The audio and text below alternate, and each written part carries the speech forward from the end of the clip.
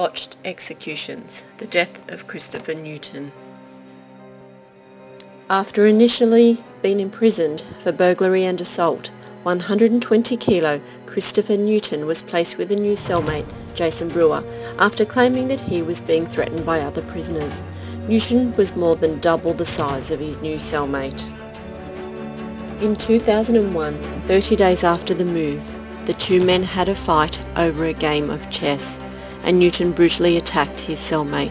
He slammed the man's head into the floor, stomped on his throat, tore the man's prison jumpsuit and used it to strangle him. As his victim lay bleeding in their shared cell, Newton took some of his blood and drank it. Jason Brewer lingered for 11 hours before succumbing to his injuries.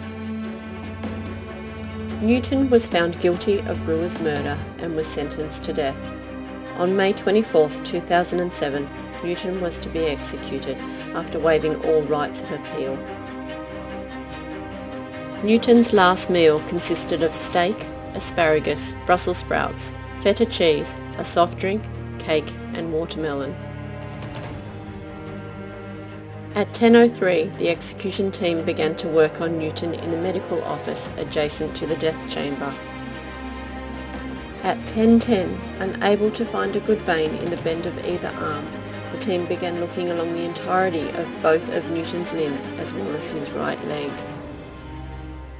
At 10:27, an IV was inserted into the left arm and a search still continued for a vein in his right. At 10:56, the team admit that the man's size is making it difficult to find a vein. At 10:58, the team left the room to discuss their next plan. At 11:05, Newton was taken from the medical room and given a bathroom break. At 11:28, the IV was inserted into the right arm. They could now commence. At 11:33, Newton was taken into the death chamber.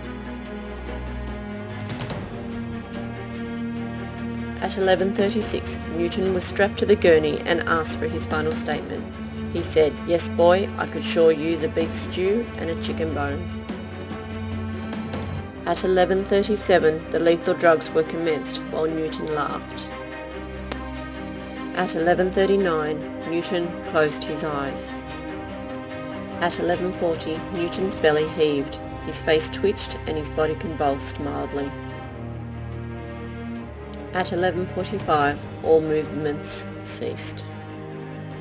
At 11:53, Newton was declared dead. Though Newton's death was considered botched, as it took over an hour to find a vein and administer the drugs, it was still far less than the 11 hours it took his victim to die in agony following the brutal assault by Newton.